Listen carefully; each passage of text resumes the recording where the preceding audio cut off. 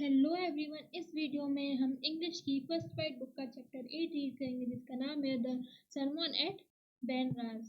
चलिए शुरू करते हैं। Gautama Buddha began life as a prince named Siddhartha Gautama in northern India. At 12, she was sent away for schooling in the Hindu state spiritual, and 4 years later he returned home to marry a princess. They had a son and lived for 10 years and fifth wealthy at about the age of 25. The prince here to forge shield from the spring of the world while out hunting chains upon a sick man. Then an aged man, the funeral processing, and finally a monk began for a fear fight of moved with moved him that he at once went out into the world and seek enlightenment. Considering the sorrow he had witnessed, he wandered for 7 years and finally sat down under the pipal tree where he hoped to stay until the enlightenment came. In enlightenment after 7 days, he remained the tree, the Bodhi tree, and began to teach and share his new understanding. At the point, he became known as the Buddha. The Buddha preached his first sermon at the city of Benares, most holy of the dipping places on the river uh, Ganges. That sermon has been preserved and is given her here. It reflects the Buddha's wisdom about one inscrutable kind of suffering. Kisa Gautama had an only son and he died in her grave. She carried the dead child to all her neighbors, asking them the medicine, and the people said she had lost her sons. The boy is dead. At length, Kisa Gautam got me let a man who repelled her request. I cannot give these medicine for the child, but I know a physician who can. And the girl said, "Pray tell me who is who is who is it?" And the man replied, "To go to Sakmui the Buddha."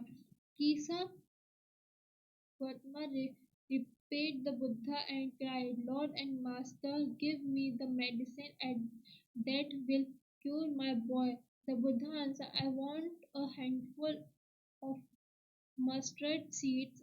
And when the girl in her joy promised to procure it, the Buddha had added mustard seed must be taken from the house where no one had lost child, husband, parents, or friend.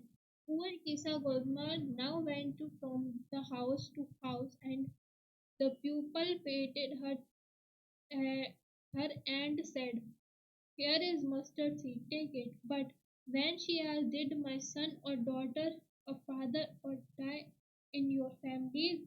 they answered her, "Elsa, the living are few, but the dead are many. Do not remind us for our deepest grief." And there was no house, but some beloved one had died in it.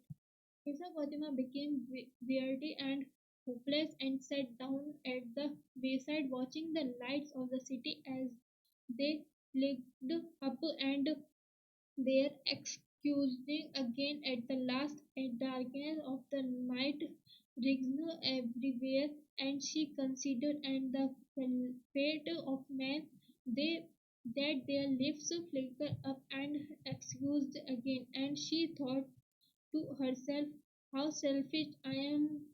I in my grief, death in common to all. Yet in the valley of destination there is a path that leads him to immortality who had surrendered as selfishness. The Buddha said the life of mortals in the world in trouble and brief had come with pain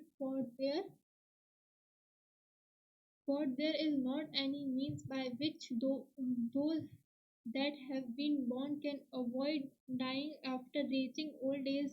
There is death of such a nature are living beings. Ripe fruits are early in danger of falling, so mortals when born are always in danger of death, as all earthen vessels made by the potter and in being broken, so he is life of mortals, both young and adult, both those who are false and those who are wise, all fall into the power of death, all are subject of death.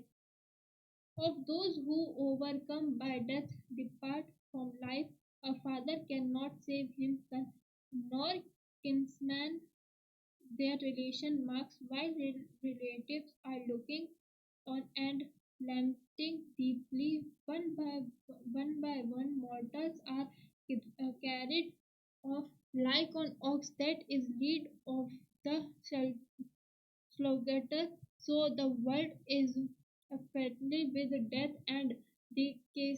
Therefore, the wise do not grieve, knowing the terms of the world, not from weeping, nor from grieving. While will anyone obtain peace, peace of mind? On the contrary, this pain will be the greater, and his body will suffer.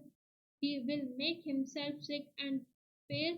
Yet the dead are not saved by his damnation. He who speaks peace should draw out the arrow of lamentation and complain a brief. He who had drawn out the arrow and he became composed will obtain peace of mind. He who has overcome all sorrow will become free from sorrow and be bliss. Thank you.